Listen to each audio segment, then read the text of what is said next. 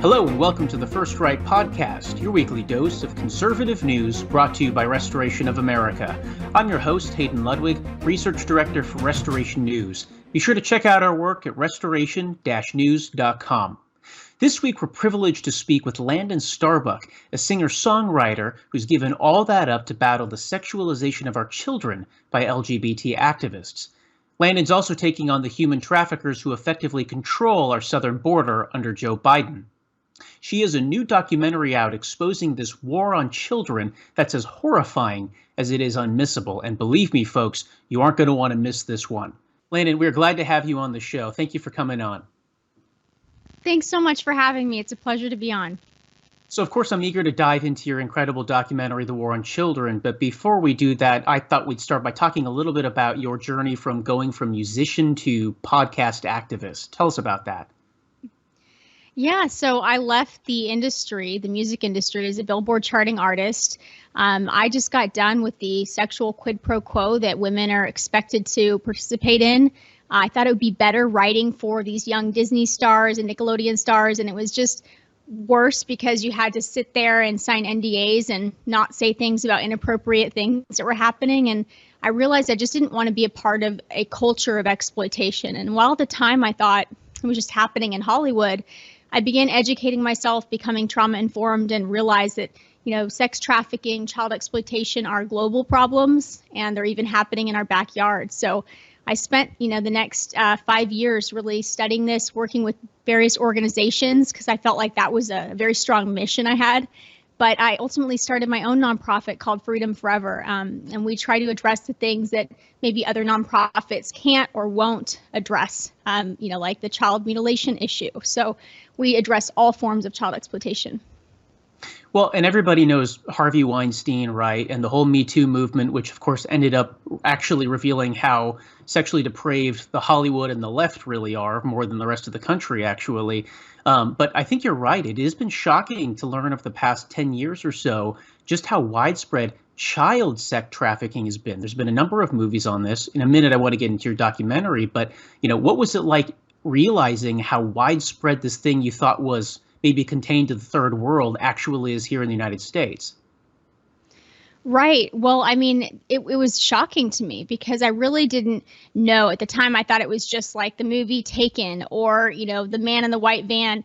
I didn't really understand until I started working and advocating for survivors and hearing their stories and realizing that, some of these kids, one case that will always stick with me is this child that was living in a middle to upper, suburban neighborhood and was trafficked out of her bedroom. So she never actually came in contact with the trafficker or was never sexually exploited or involved in any of these sexual acts outside of her bedroom. So she was sex trafficked from her bedroom for years. Her parents didn't know about it. And, people don't realize that is how it can look. And in many cases, these kids are recruited from school.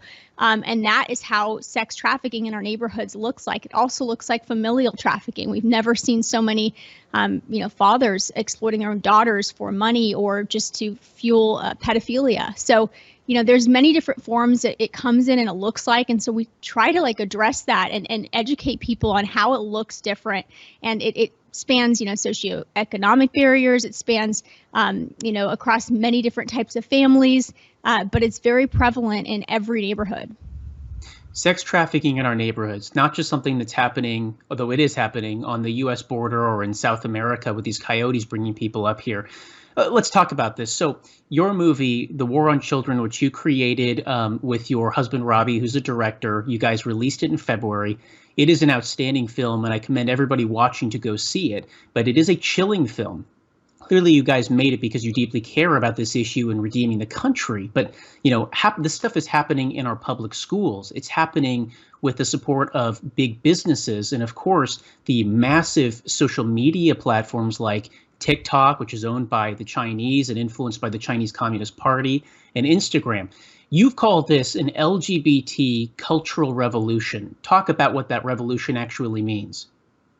Sure. I mean, this is just one facet. Many nefarious interests benefit from sexualizing kids, from separating families.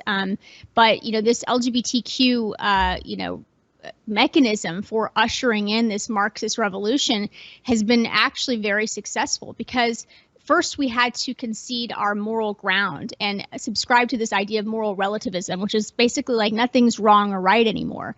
And so when we did that in the name of tolerance and kindness, we opened ourselves up to all sorts of really inappropriate things, like the pornographic books in schools that are grooming children to think that these sexual behaviors are normal. So it's no wonder, especially when they target these kids that are, self-identifying very young and younger as LGBTQ, that they're targeting those kids, inviting them to these private online chat platforms, and they're becoming sexualized at younger ages, which means they're at greater risk for sexual exploitation at younger ages. So that's why we have this epidemic. We have more kids exploited today than ever before in America because the demand has never been greater.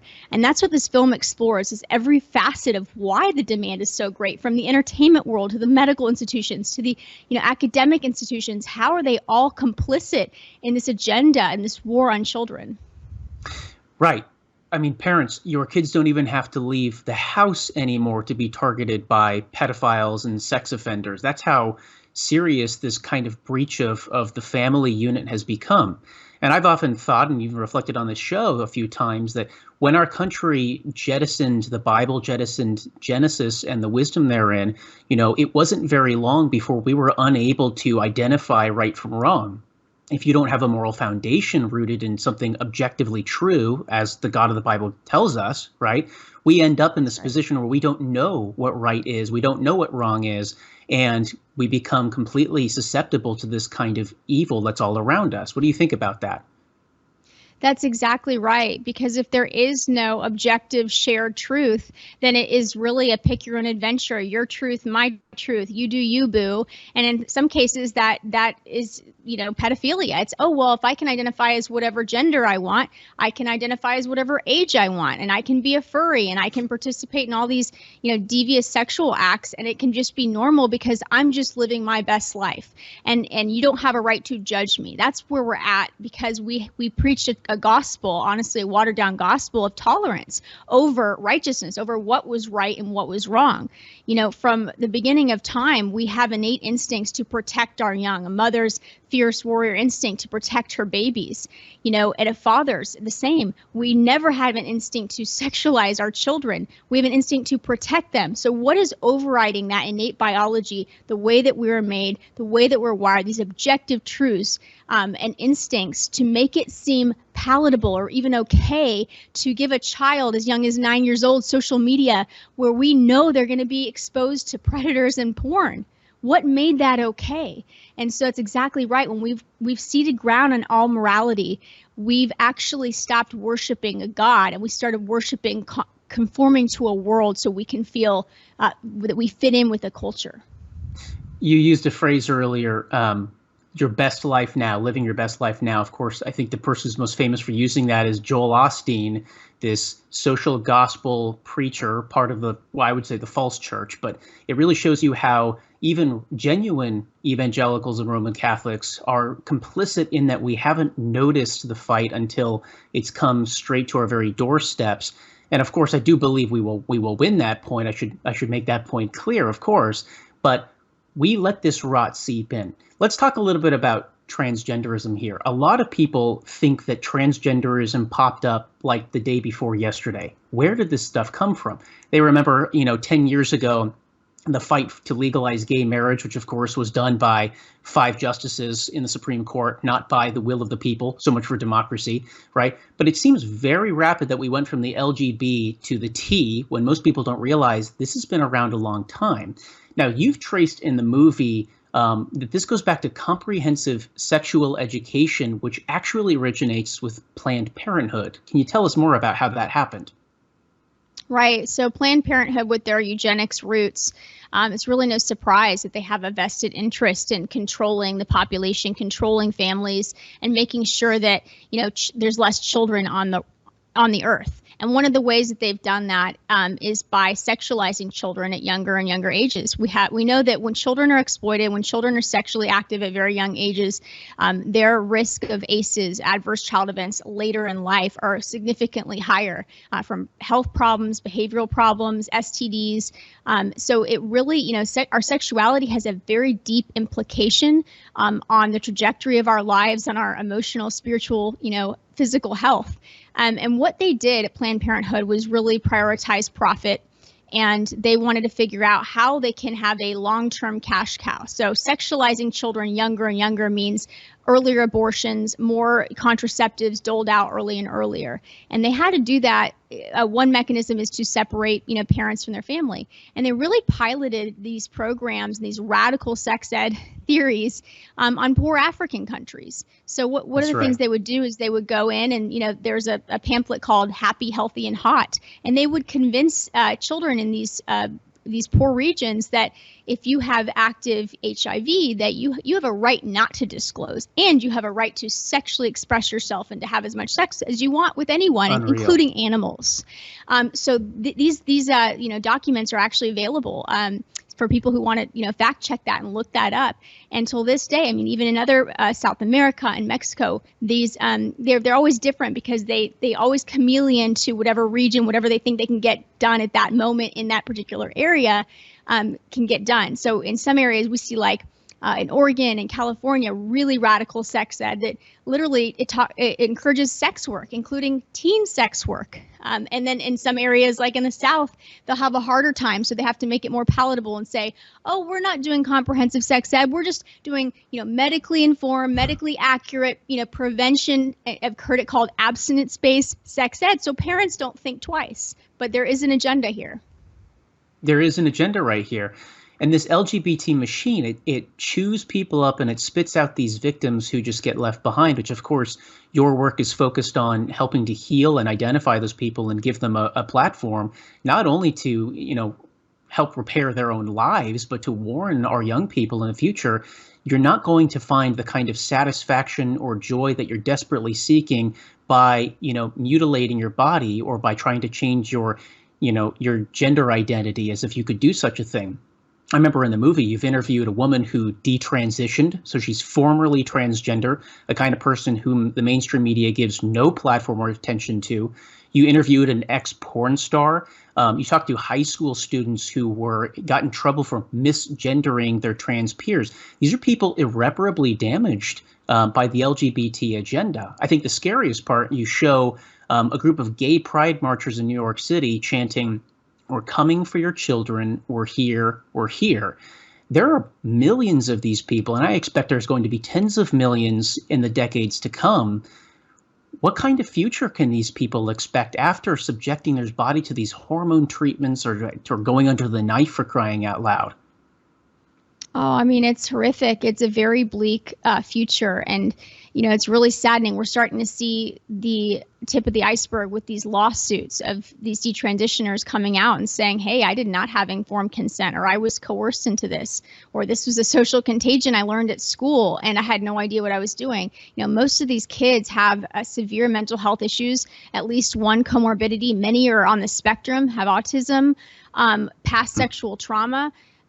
All of them pretty much that I've worked with have been that there's a common theme of being exposed to social media at a very young age. And so that played a very big role culturally in making this acceptable and normal and even cool and celebrated. And so, kids who are, vulnerable in the first place are looking for a sense of belonging. And when this rainbow unicorn fun community comes out with this message of unconditional love, that is very enticing. And it's exactly the same tactics predators use to lure children. It's just a different, vehicle it's coming in. And it's really sad. And I don't think that, every gay person, look at the group Gays Against Groomers is for this. But the majority of that movement has been hijacked and has been mainstreamed. And if you're not actively speaking out about it, you're part of it. And that's the problem, is that we have to have more people speaking out against these agendas, particularly in spaces where children are, schools, the medical institutions, all of that, because the lifelong trauma that it's having, particularly on these young girls and boys that are subjected to puberty blockers or hormones, it follows them the rest of their life. You can't go back. And they lie to us when they say puberty blockers are just putting a pause on puberty. I mean, we have the highest academically trained PhD professors and doctors, pediatricians, saying that it's just a pause on puberty. I mean, they're flat out lying to people. And then the little boys who their penises do not grow. They can't ever have a fulfilling sexual relationship with their wives or partners later on in life. I mean, this is sexual trauma that is going to last forever. And that's just one of many, many devastating side effects. And it destroys civilizations. I mean, you can't build a healthy nation that reproduces generation after generation when you have this, frankly, this sex cult that's being pushed. I can think if you go to any major city in America, you see nothing but pride, pride, pride. And it's, of course, we know this, it's spiritually, it's meant to cover the guilt people feel for, well, sinful behavior, sinful feelings. I also think, though, too, part of this is we live in a hyper individualistic and very atomized society today, largely because of the breakdown of the American family. And as that's happened, people naturally feel lonely. They want a group, they want a family, they want a feeling of belonging. And if you notice, the number one word that the left pushes always is community, as if people who live across the country from each other can belong to the same community. Of course, they really can't. But it's pushing this is in order to cover up, the kind of guilt and bring people into the fold and, frankly, take advantage of them. Right. Yeah, it's and another word I hear, is affirm. And when you affirm a lie, a delusion, a perversion, a behavior in someone that is detrimental to that person, that's the most unkind, unloving, uncompassionate, ungodly thing that we could do. So by participating in any way, from the pronouns to, just looking the other way as a child is being, exploited, and not saying anything and not using our voices at this critical time in America, I think is being part of that problem, because this is a form of child exploitation, and that's why we spoke out about it. Is it's not just a sexualization; they're going hand in hand, because they're targeting kids using this methodology, and it's leading to further, increased rates of exploitation of this population. Let's go to the southern border for a moment, focus on a different side of your work. So a lot of what you've done up to now has centered on the human trafficking crisis that is, well, it's always been there, but it's erupted and gone out of control ever since Joe Biden opened the border basically in January, February 2021 when he first took office. Of course, we would all hope that child prostitution and sex trafficking would be a nonpartisan issue even in 2024, but that hasn't been your experience at the hands of the media, has it? No, and I think it was in 2000. Gosh, I'm bad with dates. It was probably 4 years ago that I organized one of the largest coalitions marches at the border to draw awareness to this. And that whole experience was just, I think, the beginning of realizing the power the media has. The fact that they ran hit pieces and called it a QAnon thing, it was just, it was a really interesting experience to just draw awareness to trafficking. And we brought down other organizations that had first responders and, people who are trained to address trauma, and they wouldn't even let them around these camps. They wouldn't even let them where they were keeping these children or any of the people with free aid that we brought down. So, all of these things put together, the fact that they moved all of these migrants from under the bridge in Del Rio to a different location right before we came, to, making it impossible to live stream, even though we tested all of the, ability to have all of the media there and everything like that. It seemed like a coordinated effort to make sure that we couldn't draw awareness to what was happening there. And despite that, we still did it, and it prevailed, and we were able to draw a lot of awareness. But, I often wonder how many people have been trying to sound the alarm for so long. I mean, the families that live down on the border, and they're ignored by the media. And this message, again, of tolerance, inclusivity, of this evil, these pathways, it's a red carpet for the cartels. That's what I saw when I went down there and found, drugs that are used to medicate and drug children, wristbands for children, and underwear hanging from trees. That's the reality that I experienced.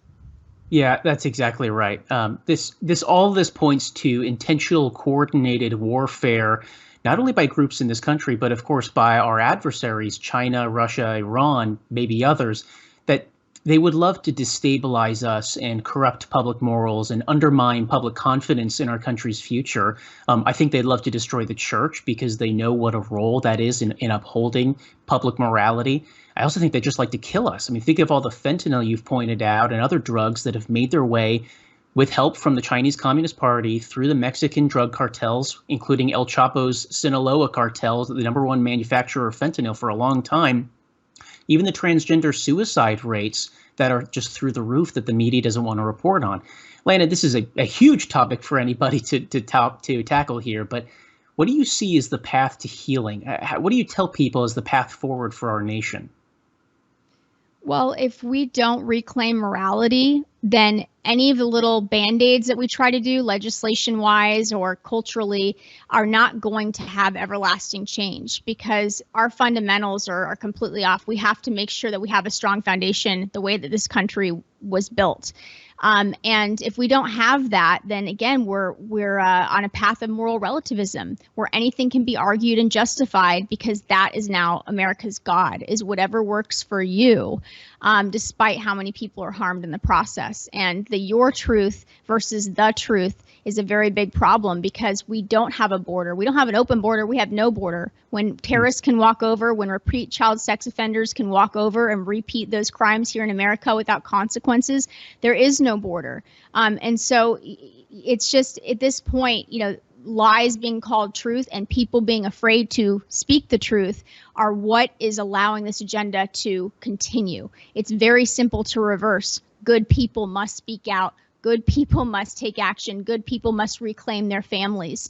Parents must reclaim their children from these institutions that are seeking to exploit their child and turn them against them and manipulate them. That we have the power to turn things around. America still has many of these families that will stand up. It's just a matter of how many good people will. It's not a matter of if the evil will win or not, because it would have already won at this point if evil was more powerful than good. It's a matter of courage at this point, of standing for morality, and at what point it'll be worth it for everyone to do that. That's right. Very powerful words, folks. We've already won the victory on the cross. We just need to see it through all the way through. Landon, thank you for your time. Last question. Where can folks watch the War on Children documentary and learn more about your work? Thank you so much for having me. The waronchildren.com is the best place to go to find all the ways that you can watch the film. And we really appreciate the support. It's been amazing that 50 million people have watched this film despite not $1 in advertising or big mainstream media companies elevating it. So thank you for your support. You can also follow me at Landon Starbuck on X, on Instagram, and of course my nonprofit, freedomforever.us. Amazing. Landon Starbuck, appreciate you joining the show. And folks, we thank you for tuning in and supporting conservative voices like Landon's, working to expose the truth about the rot spreading through this once great country. Remember that it's only by working together and by praying together that we can restore the United States of America to greatness under Almighty and Sovereign God. I'm Hayden Ludwig. Join us next time as the battle rages on. First Right, a new kind of news summary without the liberal slant. Every morning, in your inbox, always free. Subscribe by texting First Right to 30161. That's First Right, all caps, one word, to 30161.